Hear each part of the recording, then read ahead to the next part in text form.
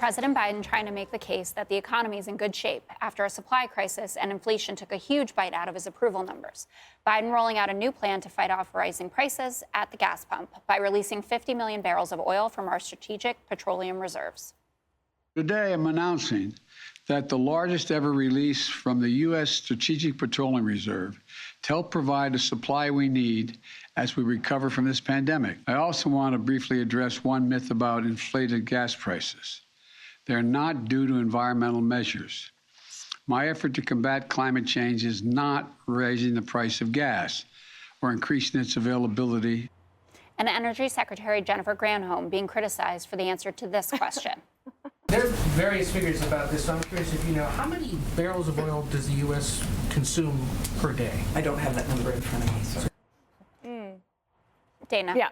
what say you? Okay, so you should probably know that if you're the Secretary of Energy. Fair. Probably, I'm going to suggest. Not if you hate fossil fuels. So tapping the SBA. So Joe Biden talks about how long he's been in Washington and how much experience he has. And any president that tries to tap the Strategic Petroleum Reserve in order to deal with prices, when we're not actually in an oil emergency, it's like a gnat on an elephant. It doesn't have the impact that it wants it to. And also, it's just so craven, right? They do it right before Thanksgiving. And tapping the SPR is really just making up for the bad policy from before.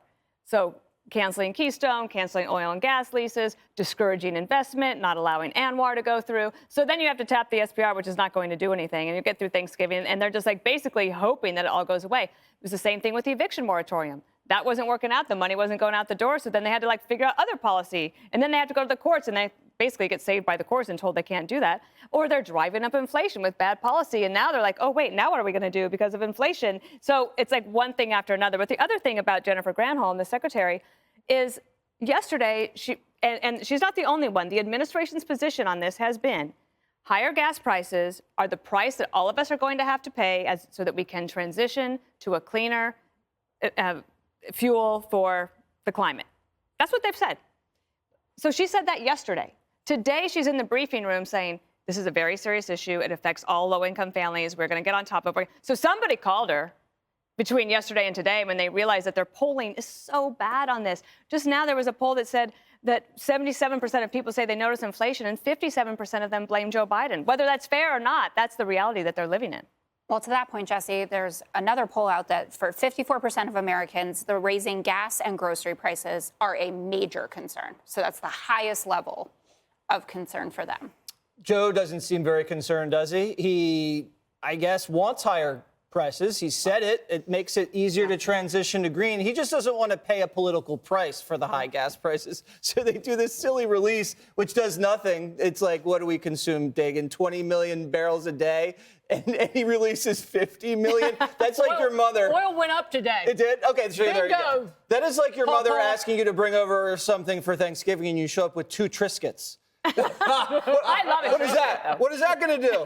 I don't know. We're not going to get anywhere. He's been begging OPEC. OPEC's just going to give him the middle finger. The Crown Prince hates him because Joe called him a pariah after he murdered that journalist. So it's like a blood feud, and the American people are going to pay a price.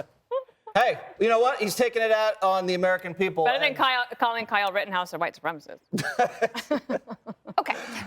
So one thing that I find difficult to square, Brian, is so 70% of Americans have a negative outlook on the economy right now, but we do have the stock market surge, low unemployment, wages going up, especially in the lower paid sectors. Why do you think that that's happening? I think it's because practical use. When you walk in, Joe Biden says everything's back on the shelves, which is miraculous because it's not. But if he said it, I guess it works. He says everything's back on the shelves, the supply chain problem basically solved. So if you look at the things that you go to buy are more expensive. The things you go to buy, a lot of times we don't have them. You go to put gas in your car, it costs more. You actually try to buy stuff and you pay more and get less. You go out to a restaurant and it costs more. The service isn't as good. People are not working. Sundays, that restaurant you like is closed because they're not staffed. So in all these little areas around the country, you're affected. And it affects the practical way we lead our lives, which I find fascinating because it's apolitical. Everything I just mentioned has nothing to do with a Republican philosophy or a Democratic philosophy. It's making people say, is my life better now than it was, and who is responsible for it? And he's always, for somebody so experienced with experienced staff, I don't understand why he's always in reaction mode. He's never leading. Like, we got to get ahead of inflation. We got to get ahead of the concern about gas and oil. And now he reacts just the day before he goes to a billionaire's house in Nantucket. Yeah. So it's interesting about the day-to-day. The CEO of Walmart was on TV thanking President Biden for fixing the supply chain crisis, and the CEO of Etsy, so over 5 million small businesses that are.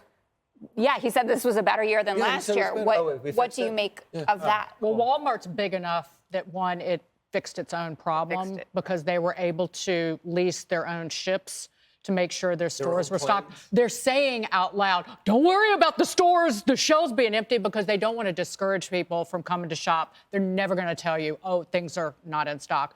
And they're also scared, their pants are in a twist over these cuckoo communists who are working in this administration.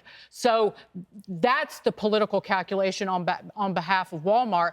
But in terms of Joe Biden, the only thing I can think about is he's intentionally put deeply stupid people in these jobs so they can say stupid things which actually help cover up what the real intention is.